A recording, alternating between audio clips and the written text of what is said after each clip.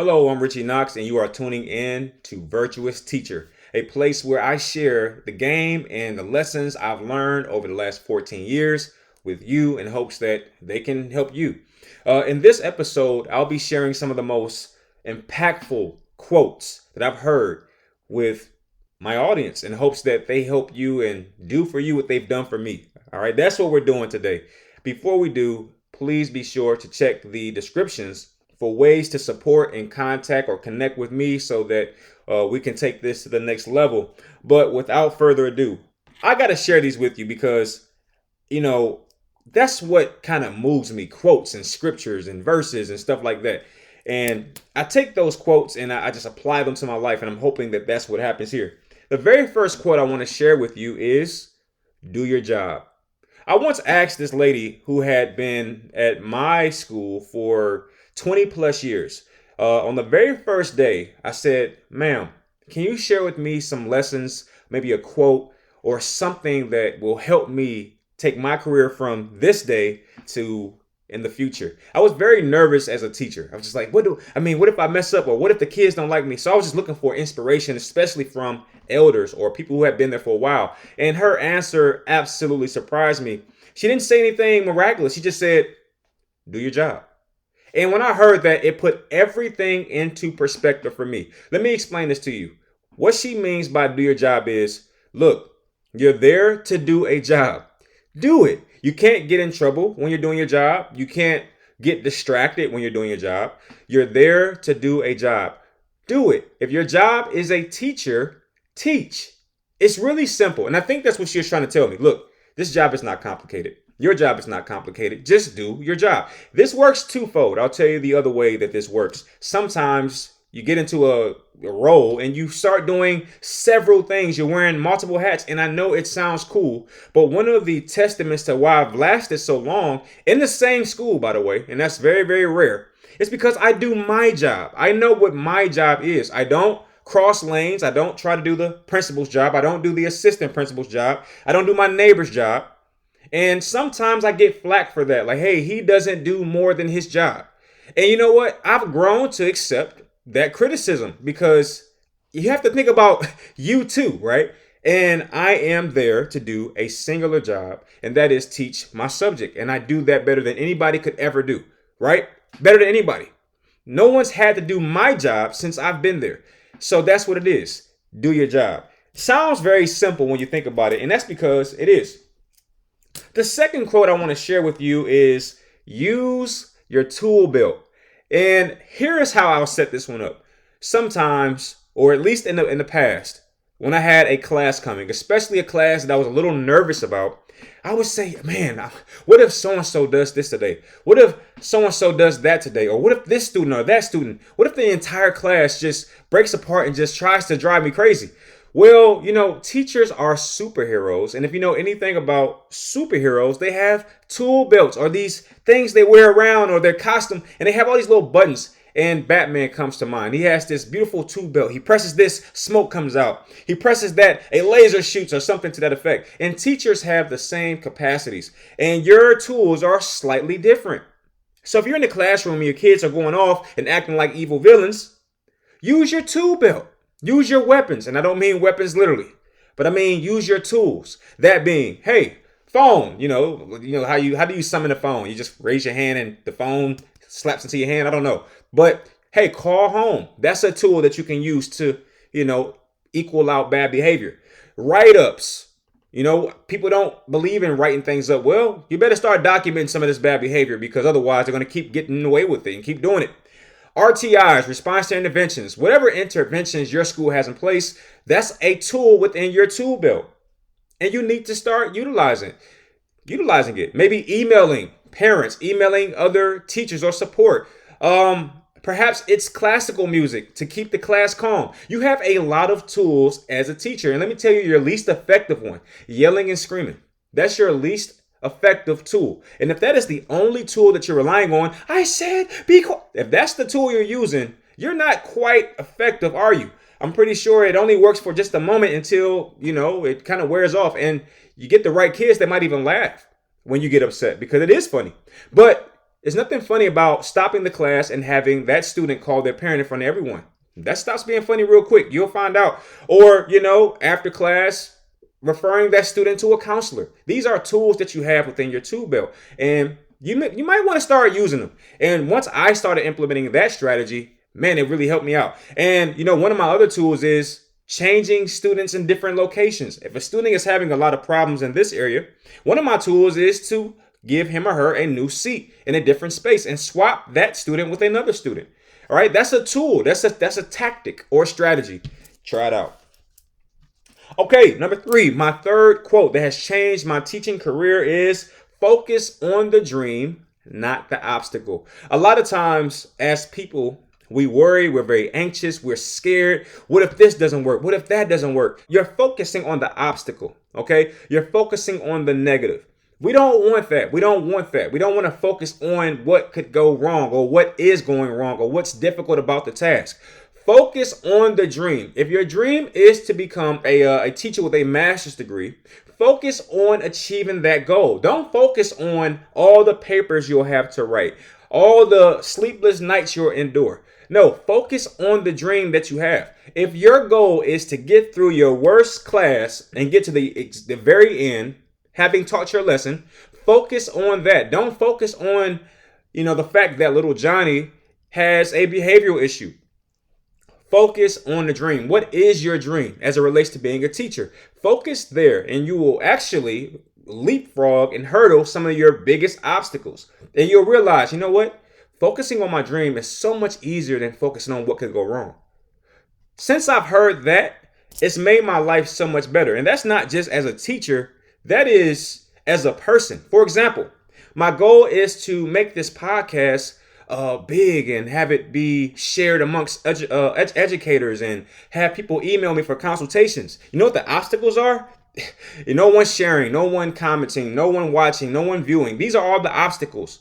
But I can't focus on that, can I? Had I focused on some of those things, you wouldn't be hearing my voice right now. So I have to focus on the dream, no matter how difficult the task towards reaching that dream is. And that's what I mean by focus on the dream, not the obstacle. Try it out.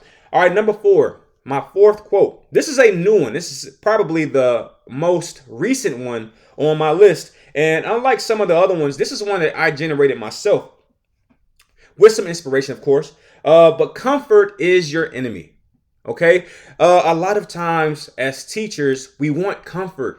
We want the easy class. We want the best students in our class. We want everything to be comfortable. But you know what comfort is?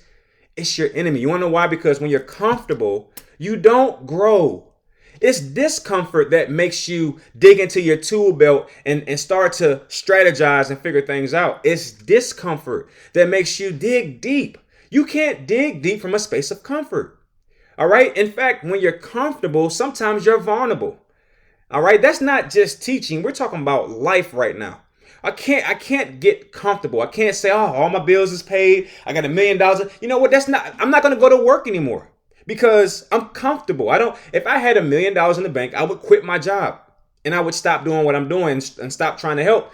And while that would be great for me to have $1 million sitting in the bank that I can just look at and feel proud, look at the hundreds and thousands of kids that I wouldn't be helping on a daily basis. When I say today I taught a class and another class and another class, and I helped kids learn something they would have never learned had they not come across me. And I mean never. I mean even going to college, they would have never learned what they learned from me today because it just isn't possible. People don't teach the way I teach. They don't teach the things that I teach. So I'm so glad that I'm still doing this work and that I am not comfortable enough that I can just say, all right, I'm going to rest on my laurels. No, discomfort is your friend. That is how you grow. That is how you contribute. That's how you dig deep. That's how you find what you're made of. When you're comfortable, you can't do that. And this is why comfort is your enemy. Number 5, if a 3-year-old can't understand what you're teaching, then you're not teaching it right. That's a tough one. And I believe that stems from or originates from Einstein. Don't quote me on that. But when you're explaining your lesson and you're giving instruction to a group of students, if a 3-year-old cannot understand your lesson, chances are it's too complex and you need to simplify it. Now, this is a slippery slope because you don't want to be in a class talking about A is for apple, B is for, you don't want to be in there like that, right? Or can you see what I'm doing? Like, you don't want to be like that. What I'm saying is, can your information, can your lesson be simplified enough that it doesn't take a lot for someone to understand it? That's all it really means, okay? You'll be surprised. Even the smartest people on planet Earth love simplified instruction, all right? Even the smartest people on planet Earth love simplified instruction. In fact, again, this quote originates from, say it with me, Einstein, someone thought to be extremely bright, okay? And for all intents and purposes, was extremely bright. But even he is saying simple instructions are the best. A lot of times, especially when I was growing up, I would sit in the class and I would just be like daydreaming because the teacher has gone over my head because they're an expert at their content and I'm just a kid. But when you simplify the instruction and you talk clearly and you break it down in a way that even a young 3-year-old, 4-year-old, 5-year-old can understand it, then you'll realize you'll have more engagement. That is such a easy quote to apply to your life and also to overlook. I would suggest checking it out. Number 6. Here is the number 6 quote that has changed my life. There has to be at least one adult in the classroom. I know if you're a teacher, you've seen this. You've seen teachers tread a little too close to that line of friendship with students, right? They don't really have that line of delineation between adult students. It's like that line has gotten blurred more and more and more as the years have gone by. And that also happens within the classroom space where you walk in, you're not even sure where the teacher is. The teacher might be sitting amongst the students, kind of like kicked back in a seat, not really doing his or her job. And you might also see it in a different context where you'll have a teacher in the classroom arguing, fighting, yelling with the kids, going back and forth with the children. Well, at that particular point, that teacher has been deduced into a kid. So there has to be at least one adult in the classroom. And don't feel bad that you have to stand on that adult pedestal. That is what your job is. Your job is to be the teacher. Your job is not to be the friend. Now, this is a slippery slope because some teachers, that is their tool belt, befriending their students. And I'm not sure I'm against that. But there has to be a level of respect there. There has to be a line of delineation that says, hey, we can be cordial or respectful towards one another, but quite frankly, I'm not your friend. I'm not. And there has to be at least one adult in the classroom. If a student is acting out, as the teacher, you can't get or scoop down to their level and go back and forth with them. You have to take a step back, take a deep breath, go into your toolkit. Like this person is using profanity. Guess what? There's a student code of conduct book that tells you what to do when a student is doing that. There's a student preparing to walk out. You don't lose your cool. There's a student code handbook that tells you what to do or what to apply, what strategies to apply. Okay, that's that tool belt that I'm talking about. You have a book full of tools, and the student has to adhere to certain responsibilities, and their parent is the one that is basically responsible for their children's or their child's conduct. All right, you have a vast array of different things you can apply. And yelling and screaming should never be one of them. It shouldn't be. Okay, you can lose your cool sometime, but it shouldn't be your go-to. All right. And again, there has to be at least one adult in the class. When a visitor comes into the class, they should be able to easily distinguish that this person is not only the teacher, but they're in charge. They're in charge. They have control over the classroom. Okay, control is not a bad thing. I know control has gotten a bad rep over the years, but control is a beautiful thing. It's a beautiful thing. Imagine driving without control. Control is amazing.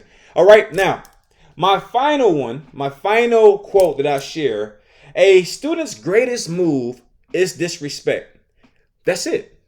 Now, let me break this one down. This one's interesting. Sometimes, as a teacher, I've gotten a little nervous between certain classes, or when a certain class is about to come in, I'm like, oh my gosh, I got to get myself mentally prepared because I know that this class is going to be very taxing. But let me just go ahead and put your worries at ease. A student's greatest move is just disrespect. Or let's go a little further. A student's greatest move is just profanity. And once you have become immune to disrespect or profanity, you have disarmed that student's greatest move. Okay? Most students, their greatest move is disrespect and talking back. Once you've pretty much gotten to the point where that doesn't affect you, then nothing they do really affects you. Okay, I'll give you a scenario. You're teaching your class and the student is like laughing and giggling in the back of the class. Why get upset about that? Why approach that from a space of anger? Why would you do that? Because that's their greatest move. That's it. It doesn't get any worse than that usually. It's just laughing, giggling, cursing. That's about the order that it happens. Once you get used to disrespect, or I won't even say get used to, once you've taught yourself, let's use a different frame of terminology. Once you've taught yourself to be immune to that, be immune to someone laughing at you or be immune to someone calling you a name, be immune to someone using profanity, it doesn't affect you the same way. Now, I'm not saying allow it to just go unchecked. Never said that. But you're not reacting in a way that is angry or upset or erratic or reactive. No, you can become more proactive, expecting certain things to happen by realizing that they don't really have a lot of moves. It's kind of like the bully back in, when you were younger. I mean, their biggest move in most cases was being intimidating. But once you got past, being intimidated by them, they lost their power. Raise your hand if you've ever fought a bully that was terrorizing you for some time. Do you remember what happened? In most cases, with the exception of a few of y'all got beat down because you was messing with the bully. But in some cases, after you punched the bully or you fought back, they kind of went away. And that's because you became immune, or at least you took a risk in pushing past the one thing you were afraid of. And that's kind of what happens within the classroom. Once you push past being afraid of someone disrupting your lesson, someone calling you a name, someone using profanity, once you get past that, you realize there's nothing behind the curtain. The Wizard of Oz is just a little kid that, needs attention. Once you have figured that aspect of the job out, you become immune and you become a virtuous teacher. I think I'm done.